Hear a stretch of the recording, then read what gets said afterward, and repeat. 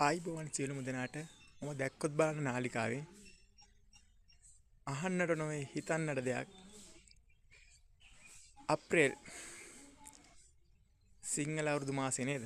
අපි කවුරුත් සතුටින් ප්‍රීතියෙන් ගත කරන මාසය. අපේ හෙළේ මහා මංගල්‍යය සිංහල අලුත් අවුරුද්ද. සිංහල හා දෙමළ අලුත් අවුරුද්ද. මට කිසියම් ගැටලුවක් තියෙනවා. සමහර සිංහල මිනිස්සු සිංහල අවුරුද්ද සමරන්නේ නැහැ. ඇයි? මන් දැන් මගේ හිතවතුන් කීප දෙනෙක්ගෙනුත් ඇහුවා. යාළුවෝ කීප දෙනෙක්ගෙනුත් ඇහුවා. සිංහල අවුරුද්ද ඇයි ඔබලා සමරන්නේ නැත්තේ කියලා. එතකොට ඔවුන් කියන්නේ අපි ක්‍රිස්තියානි නිසා අපි සමරන්නේ නත්තල කියලා. දැන් ඒක මට මාර ගැටලුවක්. හරි ඒක නත්තල සමරුවාට කිසිම ගැටලුවක් නෑනේ. ඒක ආගමික උත්සවයන්නේ.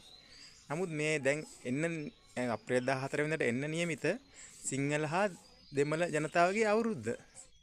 ඉතින් ඒක ඇයි මේ මිනිස්සු සමරන්නේ නැත්තේ? දැන් වෙසක් එකයි නත්තලයි ඒක ඒ දෙකල සමරනවානේ කොහොමද? බෞද්ධ අය වෙසක් සමරනවා, ක්‍රිස්තියානි අය නත්තල සමරනවා. ඒක කිසිම ගැටලුවක් නැහැනේ. නමුත් ඇයි දැන් මේ සිංහල අවුරුද්ද සමහර සිංහල මිනිස්සු සමරන්නේ නැත්තේ? උඟා සමරන්නේ නැත්තේ ක්‍රිස්තියානි ජනතාව. උන්ගෙන් ඇහුවම කියන්නේ අපි අවුරුදු විදියට සමරන්නේ නත්තල කියලා. නමුත් ඇයි සිංහල අවුරුද්ද සමරන්නේ නැත්තේ? එතකොට ඒගොල්ලෝ සිංහල මිනිස්සු නෙමෙයිද? සිංහල මිනිස්සු අනිවාර්යෙන් සිංහල අවුරුද්ද සමරන්න එපා. මොකද මේක ජාතික උත්සවයන්නේ. ජාතික උත්සවයක් වුණාම කාටත් ඒක අදාළයි. සිංහල සහ දෙමළ අලුත් අවුරුද්දක් ලබන්නේ. ඉතින් ඒක මේ ක්‍රිස්තියානි මිනිස්සුන් සමරන්නේ නැහැ කියන එක ගැටලුවක්. මොකද ඒගොල්ලොත් ක්‍රිස්තියානි ජනතාව කියන්නේ අපේම සිංහල මිනිස්සු. දැන් අපේ සහෝදරියක් ඉන්නවා. එයාත් සිංහල. නමුත් එයා ක්‍රිස්තියානි. එයා සමරන්නේත් නැහැ. ඉතින් අයුවාම කියන්නේ අපි සමරන්නේ නත්තල කියලා. ඒක කිසිම ගැටලුවක් නැහැ. නත්තලයි වෙසකේ කොහොමද සමරනවනේ. ඒක ආගමික උත්සවයන්නේ. නමුත් මේක ඇවිල්ලා සිංහල අවුරුද්ද ඇවිල්ලා ජාතික උත්සවයක්. සිංහල සහ දෙමළ ජනතාවගේ ජාතික උත්සවය. ඉතින් දැන් ක්‍රිස්තියානි මිනිස්සු සිංහල මිනිස්සු නෙමෙයිද? සිංහල මිනිස්සුනේ. ඉතින් ඒගොල්ලෝ මං කියන්නේ ඒගොල්ලෝ සමරිය යුතුයි. මේට අප්‍රේල් 10 වෙනිදාට ලබන සිංහල සහ දෙමළ අවුරුද්ද. මේ ඒගොල්ලෝ කැවිලි හදිය යුතුයි. නැකත් වෙලාවට නැකත් කර යුතුයි කියලා මම නම් හිතන්නේ. එහෙම කරනවා නම් හොඳයි. මොකද සිංහල ජනතාවගේ සහ දෙමළ ජනතාවගේ අවුරුද්දනේ මේක. ඉතින් සමහරක් මේ කොටසක් මේක කරන්නේ නැහැ.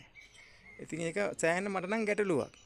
මොකද මේ එතකොට ඒගොල්ලෝ සිංහල මිනිස්සු නෙමෙයිද? සිංහල මිනිස්සු මේ ජාතික උත්සවයේ අනිවාර්යෙන් හෙළේ අපේ මහා මංගල්‍යයනේ. සිංහල සහ දෙමළ අලුත් අවුරුද්ද. මේ වචනේ පරිසමාත්‍යම කියවෙන්නේ ඒකනේ. සිංහල සහ දෙමළ මිනිසුන්ගේ ජාතික උත්සවය.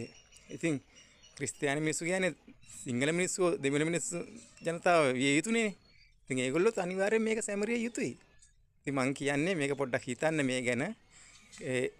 සමරන්නේ නැති ජනතාව මේ ක්‍රිස්තියානි ජනතාවට. ඉතින් මේ අපි කැවිලි පෙවිලි හදමු. මේ කිරිබත් කැවිලි ඔක්කොම හදමු. අදලා කෑම පිඟාන මේ ගෙදරටත් ගෙනත් දෙමු. මෙහෙන් ඒ ගෙදරටත් ගෙනත් දෙමු. එතකොට අපේ සුවදතාවයත් තවත් අලුත් වෙනවානේ. අන්න ඒකයි මම කියන්නේ. ඒගොල්ලන්ගේ බැඳීමත් තවත් අලුත් වෙනවා අසල්වාසීන්ගේ. දැන් ඔක දැන් අපි කියමු එක බෞද්ධ කට්ටිය සිංහල අවුරුද්ද සමරනවා. අනිත් ආගමේ ක්‍රිස්තියානි අල්ලපු ගෙදර ඒ කට්ටිය සමරන්නේ නැහැ. ඒක එමෙ විය යුතුද? ඒගොල්ලෝ සිංහල මිනිස්සු. දෙමළ මිනිස්සු. ඉතින් ඒගොල්ලන්ගේ උත්සවයනේ ජාතික උත්සවයනේ මේ හෙළේ මහා මංගල්‍යය. සිංහල සහ දෙමළ අවුරුද්ද කියන්නේ. ඉතින් මං කියන්නේ ඒගොල්ලෝ සැමරිය යුතුයි. මේක පටලවා ගන්න එපා. මේක ආගමික උත්සවයක් නෙමෙයි. සිංහල සහ දෙමළ අවුරුද්ද කියන්නේ ආගමික උත්සවයක් නෙමෙයි. ආගමික උත්සවයක් කියන්නේ වෙසක් එකයි නත්තලයි. ඒක කොහොමද සමරනවනේ ඒ දෙකොල්ල බෞද්ධ ජනතාවයි ක්‍රිස්තියානි ජනතාවයි. ඒක කිසිම ගැටලුවක් නැහැනේ. නමුත් මේක ඇවිල්ලා ජාතික උත්සවයක්. සිංහල සහ දෙමළ අලුත් අවුරුද්ද. ඉතින් මට තේරෙන විදිහෙන් නම් මේ ඒ දෙගොල්ලොම මේ බුද්ධ ආගමේ බෞද්ධ මිනිස්සුයි ක්‍රිස්තියානි මිනිස්සුයි මේක සිංහල අලුත් අවුරුද්ද සැමරිය යුතුයි. ඒ චාරිත්‍ර කළ යුතුයි. ඒකින්ද මම කියන්නේ ඒ ක්‍රිස්තියානි ජනතාවට මේක සමරන්නේ නැති ජනතාවටත් මේ සිංහල සහ දෙමළ අලුත් අවුරුද්ද සමරමු කියලා. මොකද දැන් චාරිත්‍ර ඔක්කොම කරනවා. එතකොට සුවදතාවය අසල්වාසීන්ගේ සුවදතාවය ඇති වෙනවා. ඒකයි මම කියන්නේ මේක ජාතික උත්සවයක්. දැන් ඔබ සිංහල නම් ඔබ මේ සිංහල අලුත් අවුරුද්ද සැමරිය යුතුනේ නේද? ඔබ ක්‍රිස්තියානි වුණාට ඔබගේ ජාතිය සිංහල. ඉතින් ඔබ මේ උත්සවය සැමරිය යුතුයි. ඔබ අයින් වෙලා ඉන්නවා කියන එක ඒක එච්චර හොඳ නැහැ කියලා මම නම් හිතන්නේ. මේ ජාතික උත්සවයකින්ද අපි සමරමු. මෙහෙට කැම්පින් ගානක් එවමු. මෙහෙන් එහෙට කැම්පින් ගානක් එවමු. එතකොට සුවදතාවයත් අපි අලුත් වෙනවා. ඒක තමයි මට දැන් කියාගන්න ඕන වෙලා තිබ්බේ. හරි එහෙනම් දැක්කොත් බලන්න නාලිකාව අහන්නට නොවේ හිතන්නට දෙයක්. තවත් වීඩියෝ එකකින් හමු වෙමු. සියලු දෙනාටම ජය වේවා.